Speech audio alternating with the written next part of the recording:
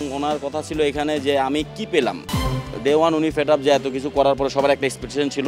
আমাদের প্ল্যানিং বলছিল এই জন্য এটা একটু রাগান্বিতভাবে বলছে যে ওয়ার্নিং দিছে ডিসিপ্লিন ইস্যু তো কোনো ছাড় নাই, সে যেই হোক। হস্তক্ষেপ মানে কি, উনি তো আর ওখানে যে ইয়ে করে নাই ফেসবুকে হাইপ উঠছে এরকম প্লেয়ার আমি আনবো না। প্রেসিডেন্ট সাহেব বলছে কীভাবে আমাদের ফ্রেন্ডশিপ ম্যাচ খেলা যায় না, প্রেসিডেন্ট এই যে দলের সার্বিক ব্যাপারেই জাস্ট আমাদেরকে বলছে। আর আমরা এই ম্যাচটা মানে ম্যাচগুলি কেন খারাপ খেলছি বা ভিয়েতনামের সাথে আমরা খারাপ খেলছি কেন এগুলি নিয়ে উনি আপসেট। যেহেতু অ্যাকচুয়ালি সত্যি কথা যেটা যে 23-তে বাংলাদেশের ইতিহাসে এত বড় একটা লং টাইম ক্যাম্প বা বাহারাইনে ক্যাম্প হয় নাই। এবং ওনার কথা ছিল এখানে যে আমি কি পেলাম এখান থেকে, যে ন্যাশনাল টিমের জন্য কী রেডি হলো। ওনার কথা তো যুক্তি যে এতই ভালো এখান থেকে প্রোটেকশন রেডি হইতো তাহলে আমি এই ম্যাচগুলো এত খারাপ খেলতাম না। আর একটা কথা যেটা সিঙ্গাপুরের সাথে আমরা ভালো খেলছি, কতটুকু ভালো খেলছি বা আমাদের অভাবটা কোন জায়গায়, ওই যে ওনার কথা যেটা ছিল আমরা যে লাস্ট 10 মিনিটের যে গোল খাওয়াটা ওই জায়গা থেকে আমরা বেরিয়ে আসতে পারি নাই, ভালো স্ট্রাইকার তৈরি করতে পারি নাই, ঠিক আছে। তো এগুলি নিয়ে জাস্ট করছে ডে ওয়ান উনি ফেট আপ যে এত কিছু করার পরে সবার একটা এক্সপেকটেশন ছিল। তো এগুলোর জন্য জাস্ট একটু স্বাভাবিক, এটা রাগ হওয়াটা স্বাভাবিক যেহেতু করছে এটা। এবং নেক্সট আমাদের যে 23 আছে এশিয়ান গেমস এবং সাব, এটার জন্য ডে ওয়ান মানে এখন থেকে কাজ করতে হবে সেটা বলে দিচ্ছে আর কি। কী করা লাগে বা যা করতে হবে সেটার জন্য আমাদেরকে রিপোর্ট দিতে বলছে, একটা রিপোর্ট আকার ওনার কাছে জমা দেবো যে এখন থেকে কাজ করলে কীভাবে কী করা যাবে। যেন নেক্সট যেটা হয়ে গেছে তো হয়ে গেলে এটার জন্য রাখ, নেক্সটের জন্য এই এক্সকিউজ বা আমার এই প্লেয়ার ছিল বা এই প্লেয়ার ছিল না, উনি এই কথা শুনবেন ওনার কথা ডাইরেক্ট। আপনি ওখানে যাই এক্সপেরিমেন্ট করা যাবে না, এক্সপেরিমেন্ট যা করার এখন থেকে আজকে থেকে আপনি শুরু করেন কাজ। তখন ওই আমি ওকে নিলাম বা ও ভালো হয় না, ও আসছে লেট হবে, এসব কিন্তু উনি শুনবে না। এটা জাস্ট ওনার কথাই আমাদের এটা ওনার খুব ভালো লাগছে। প্রফেশনাল জায়গা থেকে উনি আমাদের উপর শাসছে যে এখন থেকে করতে হবে যা করার। উনি যখন বলছে যে এখন থেকে করতে হবে তখন আমি প্রশ্ন করে ওনাকে বলছি প্রেসিডেন্ট সাহেবকে যে এই ব্যাপারে তো আমার একটু কথা আছে, আপনি এখন থেকে আমাদেরকে কোন টিমটা দিবেন, কোচিং স্টাফ কে থাকবে, কোচকে থাকবে, গোলকিপার কোচকে থাকবে, এটা এখন থেকে দেন। তখন উনি সাথে সাথে এগ্রি করে বলছে তাহলে আপনি জাস্ট 2 দিনের মধ্যে একটা রিপোর্ট দেন লিখিত আকারে, মানে কাকে মানে কী জিনিসটা আপনার লাগতেছে বা কোন ট্রেনিং সেশন প্রবলেম হয়েছিল, মানে সার্বিক দিক কী দরকার। তো আমরা 2 দিনের মধ্যে দিলে উনি এই জিনিসটা করে দেবে, স্পেসিফিক কাকে দেওয়া হবে। আমরা এখন থেকেই ওই যেসব প্লেয়াররা ক্লাবে আছে ওদের সাথে এখন থেকে নার্সারিং করবো, ওদের সাথে কথা বলবো, প্রতিদিন ট্রেনিং সেশন কী হচ্ছে, ওদের ম্যাচ দেখা, ওদেরকে কীভাবে মেন্টালিটি রেডি করা যায় এখন থেকে যেন সব কিছু শুরু করতে পারে। এই জন্যই কোচটা চাইছি আর কি, পুরো টিমটা।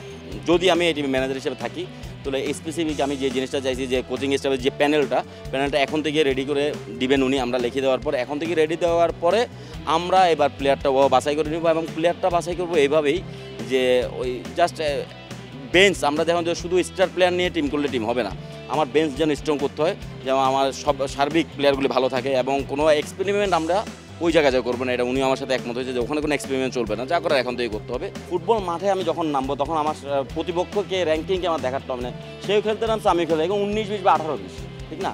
তা আমার কথা এখানে ফুটবল প্লেয়ারদের কোয়ালিটি আছে, আমি কেন ম্যাচ বের করতে পারবো না। ওইসব ম্যাচ আমি দেখছি বড় বড় ম্যাচগুলিতে কোনোভাবে একটু বড় টিম হলে আমাদের প্লেয়াররা মনে হচ্ছে চাপ নিয়ে নিচ্ছে, এই চাপ থেকে বেরোতে হবে। এই জন্যই মূলত আমি প্রেসিডেন্ট সাহেব থেকে এই জিনিসটা চাইছি যে আমি এখন থেকে ওদের সাথে কাজটা এভাবে করবো যে এই চাপটা যেন না করা হয় এবং কীভাবে ওদেরকে মাইন্ডলি ফ্রেশ করে এই চাপ থেকে বের করে আসে। আমি প্রথম কাজ আমার থাকবে এই জিনিসটা, যে জিনিসটা আমি করছি যে আমাদের প্লেয়ারদের কোয়ালিটি যা আছে এনাফ, আরও ভালো কোয়ালিটি প্লেয়ার অবশ্যই লাগবে, তৈরি করতে হবে। বাট ওই যে চাপ আমি যেটা বুঝে চাপের জন্য আমাদের দেশের প্লেয়াররা খেলতে পারে না। আপনার এটা ভিয়েতনাম ম্যাচ যদি ওই মানে ডিজাস্টার থেকে বাঁচছি আমরা, যেটা সত্যি কথা। আপনারা হয়তো সংখ্যা দেখতেছেন 2-0, বাট ওই দিন যদি সাবনের সেফ গোল পোস্টে বলগুলো সেভ না হলে আমরা একটা বিগ ডিজাস্টার পড়তাম, এটা সত্য কথা। এখানে যদি আমি অ্যাজ ম্যানেজার হাইট করার কিছু না, যেটা সত্য।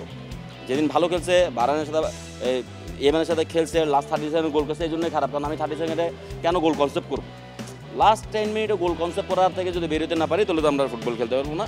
আর দ্বিতীয় কথা, সিঙ্গার ম্যাচ ছিল অ্যাভারেজ ম্যাচ ছিল, ভালো করছে অ্যাভারেজ ম্যাচ, একদম যে আমরা আহমারি খেলে ইয়ে করে ফেলছি। আহমারি খেলতে হলে আমি মনে করবো ওই 3 ম্যাচের মধ্যে আমার 2 ম্যাচ জিতা দরকার ছিল, তাহলে আমি বলতাম গুড এনাফ। আমি যদি এখানে থাকি ওই জাস্ট ফেসবুকে হাইপ উঠছে এরকম প্লেয়ার আমি আনবো না। আমি আনবো, যদিও আনি সে আসবে, সে পরীক্ষা দিতে হবে। বিভিন্ন প্রেসিডেন্ট সাহেব বলছে কীভাবে আমাদের ফ্রেন্ডশিপ ম্যাচ খেলা যায়, আমাদের ওই যে মিডিয়ামের সাইড ব্যাগে বলছে কোথায় ফ্রেন্ডশিপ ম্যাচ খেলা যায়, কী করা যায় এখন থেকে রেডি করার জন্য। আনার পর দেখার পরে তারপর যাই করবো। ওই যে ফেসবুকে দেখলাম ভালো ওগুলি করে লাভ নেই, সে যার পরীক্ষা দিবে, পরীক্ষা দিয়ে যদি দেখে অবশ্যই ভালো, কারণ এখানে আমার কোনো ব্যক্তি স্বার্থ নেই, দেশের স্বার্থ। আপনারাও কাজ করতেছেন মিডিয়ারা দেশের সাথে, আমরাও কাজ করছি দেশের সাথে, এখানে আমাদের ব্যক্তি স্বার্থ না এখান থেকে নয়। তো অবশ্যই দেশের সাথে আমরা ভালোটাই করবো, ভালো পাইলে কেন নয় খেলাবো না, অবশ্যই খেলাবো। দেখেন জিনিসটা এভাবে না, হাবিয়ার কারণে যে ছক হিসেবে খেলছে বলতেছেন, দেখেন এখানে যেহেতু 13-14 জন ন্যাশনাল টিমের প্লেয়ার ছিল, তো এবং অ্যাসিস্ট্যান্ট কোচ যিনি মামুন ভাই, ওনার সাথে দীর্ঘদিন যাবত কাজ করতেছে, যেহেতু টিটু ভাই অসুস্থ হয়ে পড়ছে। তো আপনি জানেন একজন কোচের একটা ফিলোসফি, ওরা একটা মডেল নিয়ে কাজ করে, তো ওই মডেলেই কিন্তু ফুটবলটা খেলানো হয়েছে।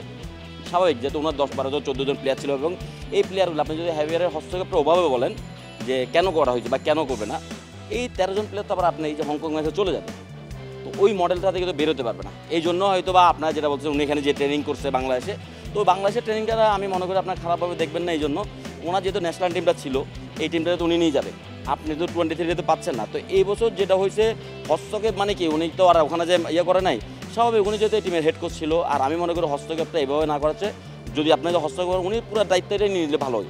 এখানে ন্যাশনাল টিমের যেসব প্লেয়াররা আছে, তো ওরা তো ধরুন হ্যাভিয়ার ক্যাপ্টেনের আন্ডারে ছিল, তো হাসানুর মোহাম্মদ ওই আন্ডারে কাজ করতে, তো মডেল তো একটা মডেল নিয়ে কাজ করছে, এই জন্য কোনো ম্যাসাকার হওয়ার কোনো কিছু নেই।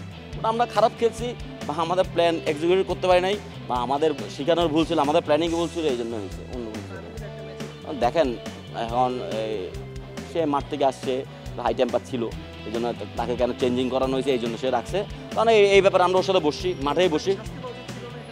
শাস্তি পাই নাই সেটা আপনারা কেমনে বলবেন, শাস্তি পাইছে না পাইছে সেটা আমরা জানি, আমরা কী শাস্তি দিচ্ছি, শাস্তিটা আমরা আমাদের মধ্যে দিচ্ছি। বাট দেখেন অবশ্যই এটা আমাদেরকে প্রেসিডেন্ট এখন শুধু কারো ব্যাপার নাম স্পেসিফিক ব্যাপার না, উনি এখন জাস্ট ডিসিপ্লিন ইস্যুতে একটা কথা খুব কড়াভাবেই বলছে, যদি কেউ কোনো ধরনের বেয়াদবি বা কোনো ধরনের কিছু করে বড় শাস্তি মানে আমাদেরকে নিয়ে নিতে বলছে, আর যদি আমরা নিতে না পারি ওনাকে রিপোর্ট দেওয়ার জন্য নিয়ে দেওয়ার জন্য। এই জিনিসটা আমার কাছে ওনারা সেলেক্টফুল যে উনি এটা ডাইরেক্ট ছেড়ে দিয়েছে, এই ব্যাপারে উনি খুব এটা একটু রাগান্বিতভাবে বলছে, যে ওয়ার্নিং দিছে, ডিসিপ্লিন ইস্যুতে কোনো ছাড় নাই, সে যেই হোক।